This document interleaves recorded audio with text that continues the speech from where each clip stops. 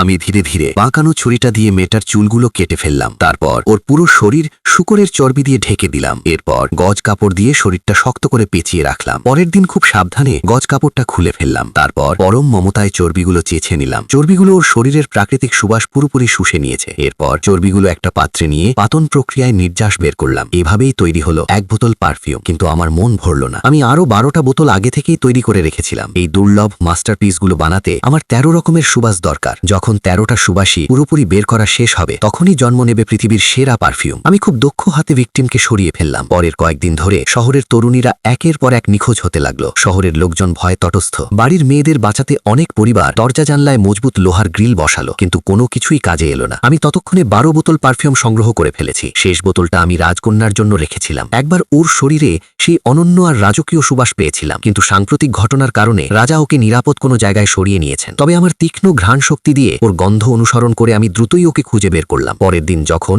রাজা ওকে ডাকলেন ততক্ষণে রাজকন্যার শ্বাস বন্ধ হয়ে গেছে। শেষ বোতলটার কাজ শেষ হতেই আমি 12টা সুবাস একসাথে মেশানোর জন্য অস্থির হয়ে উঠলাম। এভাবেই জন্ম নিল পৃথিবীর সবচেয়ে সুন্দর পারফিউম। কিন্তু উদযাপন করার আগেই সৈন্যরা আমাকে ঘিরে ফেলল। আসলে একটা ছোট কুকুর আমাকে অনুসরণ করে একদম শেষ পর্যন্ত চলে এসেছিল। ওর মালিক কিছু একটা সন্দেহ করে আমার বাড়ির ভেতর খুঁড়তেই চুল আর কাপড় বেরিয়ে এলো। খুব দ্রুতই সব ভিকটিমের কাপড় উদ্ধার করা হলো। ওরা বুঝে গেল যে আমি সেই সিরিয়াল কিলার, তাই আমার মৃত্যুদণ্ড ঘোষণা করা হলো। ফাঁসির দিন শহরের সব লোকজন চত্বরে ভিড় করলো আমাকে প্রকাশ্যে শিরচ্ছেদ করতে দেখার জন্য, কিন্তু আমি অদ্ভুত রকমের শান্ত ছিলাম। আমি সেই দুর্লভ পারফিউমের বোতলটা শক্ত করে ধরে রাখলাম। তারপর রুমালের ওপর কয়েক ফোঁটা পারফিউম ফেললাম। ঠিক সেই মুহূর্তে চারপাশের পরিবেশটা বদলে যেতে শুরু করলো। এই 1 বোতল পারফিউমই সবার ভাগ্য পুরোপুরি বদলে দিতে যাচ্ছিল।